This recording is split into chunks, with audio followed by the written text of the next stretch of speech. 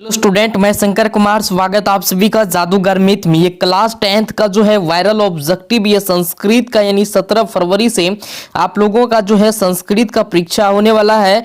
ये जो है वायरल ऑब्जेक्टिव है मेरे डियर साथियों। संस्कृत में आपको जो है यहाँ से सारा ऑब्जेक्टिव पूछा जाएगा। ये वीडियो जो है बहुत ही इंपॉर्टेंट होने वाला है। ये वीडियो जो है काफी वायरल ऑब्जेक्टिव है मेरे डियर साथियों। इससे जो है आपको सारा ऑब्जेक्टिव उठेगा। यहाँ पे जो भी ऑब्जेक्टिव अभी बता रही है क्रेश कोर्स का ऑब्जेक्टिव है, आप लोग फटाफट जो है इसको कंप्लीट कर लीजिएगा। यहाँ पे पहला क्वेश्चन हम करेंगे, देख सकते हैं 100 में जो है 50 ऑब्जेक्टिव आपको बनाना होगा। उपनिषद किस शास्त्र के सिद्धांतों को प्रकट करता है? यहाँ पे दर्शन शास्त्र है, इसके बाद छंद शास्त्र है, व्याकरण शास्त्र है, धर्म शास्त्र है। आप भी आंसर इसका देते जाइए। इसका 1 का जो आंसर होगा उपनिषद याद रखना है किस शास्त्र के सिद्धांतों को प्रकट करता है, तो दर्शन शास्त्र। ऑप्शन जो इसका बिल्कुल ए राइट आंसर हो जाएगा। इसके बाद आपके स्क्रीन पे यहाँ पे दूसरा क्वेश्चन, ये क्वेश्चन बहुत ही इंपॉर्टेंट है। सत्यमेव जयते किस उपनिषद में है? जल्दी से बताइए, आप भी आंसर देते जाइए। मुंडकोपनिषद, ईशावास्योपनिषद, इसके बाद कनोपनिषद से या कठोपनिषद से? इसका राइट आंसर आपको बताना मेरे डियर साथियों हो जाएगा मुंडकोपनिषद। ऑप्शन जो है ए बिल्कुल राइट आंसर हो जाएगा। इसके बाद आपके स्क्रीन पे यहाँ पे देखिए किसकी गुफा में आत्मा निहित है? किसकी गुफा में आत्मा निहित? ये सब ऑब्जेक्टिव आपको पूछा जाएगा मेरे डियर साथियों। जल्दी से कंप्लीट कर लीजिए। यानी 17 फरवरी 2024 को ये ऑब्जेक्टिव 100% आपको जो है पूछा जाएगा। चलिए इसका दीजिए 3 का आंसर दीजिए फटाफट। पर्वतीय गुफा में, जीवों के शरीर रूपी गुफा में, किस में नहीं, और कृत्रिम गुफा में? बताइए इसका राइट आंसर है। 3 का जो आंसर होगा मेरे डियर साथियों जो है जीवों के शरीर रूपी गुफा में, यानी जीव का जो शरीर है उसमें आत्मा रहता है। नहीं इसको जो है हम लोग कहते हैं जीव रूपी आत्मा। चलिए इसके बाद यहाँ पे चौथा क्वेश्चन दिया गया है, कौमुदी महोत्सव कब मनाया जाता है? कौमुदी महोत्सव कब मनाया जाता था? तो ये पहले जो है धनानंद मनाते थे कौमुदी महोत्सव खूब, ठीक है। तो ये 4 का राइट आंसर आपको बताना। वर्षा ऋतु में, ग्रीष्म ऋतु में, वसंत ऋतु में, शरद ऋतु में। कौमुदी महोत्सव के दिन ही धनानंद जो है, धनानंद को जो है चंद्रगुप्त जो है यानी जो है बाण जो है छेड़ा था। चलिए इसका जो राइट आंसर होगा 4 का जो आंसर होगा शरद ऋतु में। ऑप्शन इसका डी बिल्कुल राइट आंसर होगा।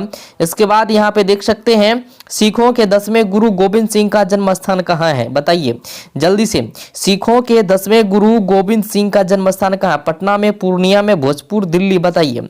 5 का जो आंसर होगा मेरे डियर साथियों वो हो जाएगा पटना। ऑप्शन इसका जो है बिल्कुल ए राइट आंसर हो जाएगा। क्वेश्चन नंबर 6 में दिया है एशिया महादेश का सबसे लंबा पुल किस नदी पर बना है?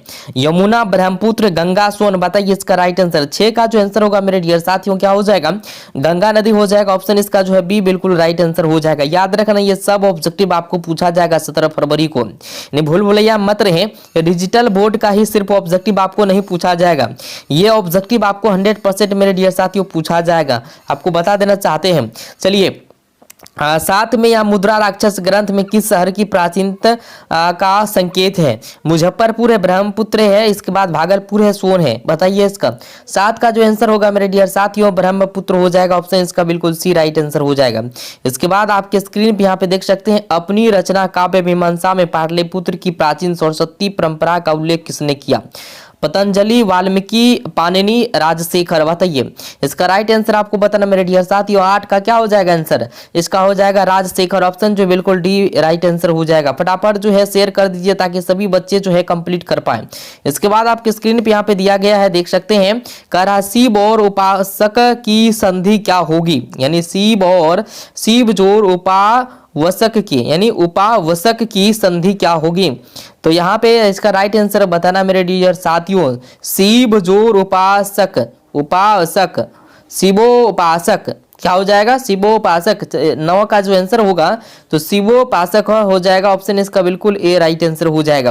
नंबर यहाँ पे 10 में दिया गया महानगरम में कौन सा समास है? महानगरम में कौन सा समास मेरे डियर साथियों? तत्पुरुष समास, बहुब्रीहि समास, कर्मधारय समास, द्विगु समास? इसका राइट आंसर बताना मेरे डियर साथियों। तो इसका क्या हो जाएगा? कर्मधारय समास। याद रखना यहाँ पे महानगरम जो दिया गया है ये किसमें आएगा? तो कर्मधारय समास। ये पूछा जाएगा, आपको कई बार पूछा गया है मेरे डियर साथियों। चलिए प्राचीनतम में कौन सा उपसर्ग है? प्राचीनतम में कौन सा उपसर्ग है? 11 का राइट आंसर आपको बताना मेरे डियर साथियों।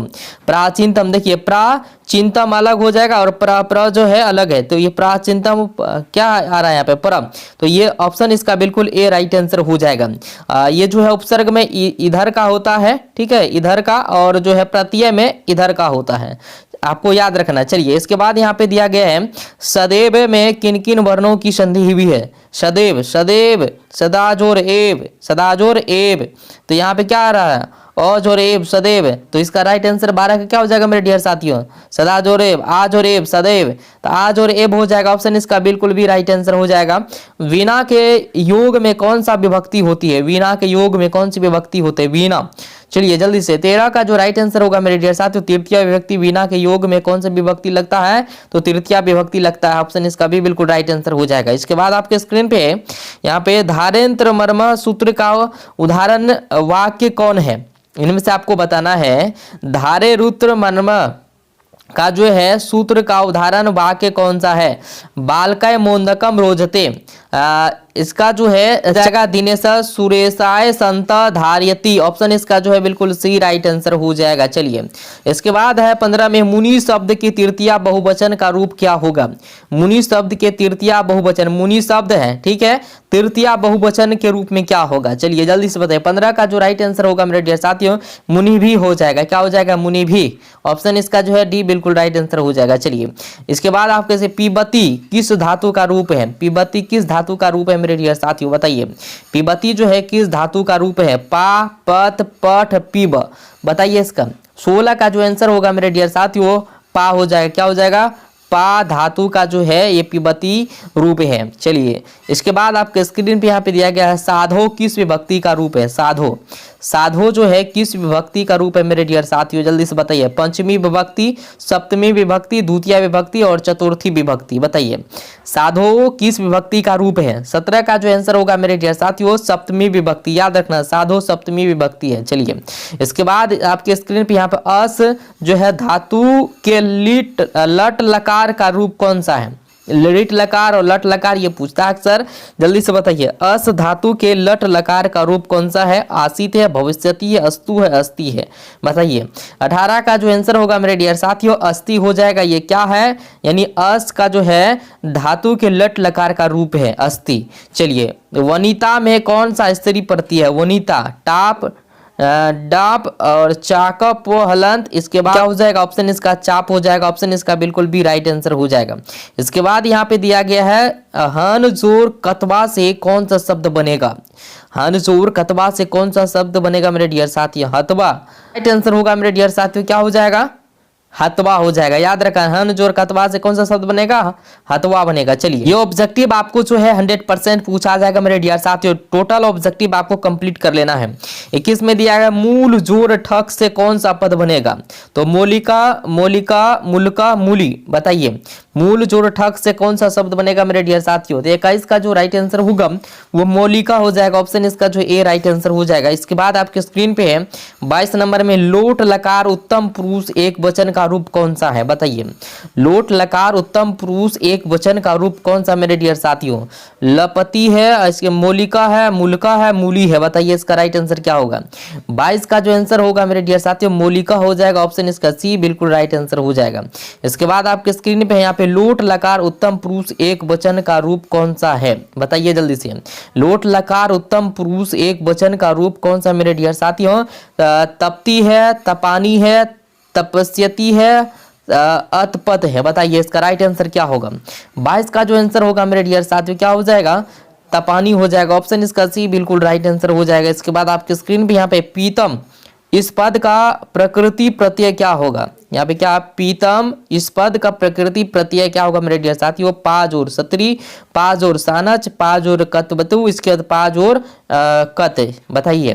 23 का जो आंसर होगा मेरे डियर साथियों तो पाज और अक्त हो जाएगा, ऑप्शन इसका डी बिल्कुल राइट आंसर हो जाएगा। चलिए इसके बाद आपके स्क्रीन पे किस शब्द में दा प्रत्यय है? किस शब्द में जो है दा प्रत्यय? यथा है, मृदुता है, एकदा है, एकता है, बताइए किस शब्द में दा प्रत्यय लगा है? दा, एकदा, एकदा में लगा है, किस में लगा है? एकदा, दा। तो यहाँ पे देखिए एक अलग आ रहा है और दा अलग आ रहा है, तो दा क्या हो जाएगा, सी इसका जो है 24 का राइट आंसर हो जाएगा। इसके बाद आपके स्क्रीन पे यहाँ पे देखिए धर्मांतरम का सही विच्छेद क्या होगा, बताइए। धर्मांतरम का यानी कि सही विच्छेद क्या होगा, धर्मांतरम, धर्मांतरम, धर्मांतरम, धर्म अंतरम, बताइए। 25 का जो आंसर होगा मेरे डियर साथियों धर्म अंतरम हो जाएगा। क्या हो जाएगा, धर्म अंतरम, ऑप्शन इसका जो है ए राइट आंसर हो जाएगा। चलिए इसके बाद यहाँ पे दिया गया है किस पद में अवयवी भव समास है, किस पद में, ये 4 ऑप्शन में से किस में जो है अवयवी भव समास, व्याघ्रभ्यम, इसके बाद राम लक्ष्मी महाजना यथाशक्ति, बताइए इसका राइट आंसर किस पद में अवयवी भव समास है। 26 का जो राइट आंसर होगा मेरे डियर साथियों क्या हो जाएगा, डी आंसर हो जाएगा, यथाशक्ति, ऑप्शन इसका डी बिल्कुल राइट आंसर हो जाएगा। इसके बाद आपके स्क्रीन पे यहाँ पे देख सकते हैं आलसियों को प्रतिदिन इच्छा भोजन कौन दिलवाता था, बताइए।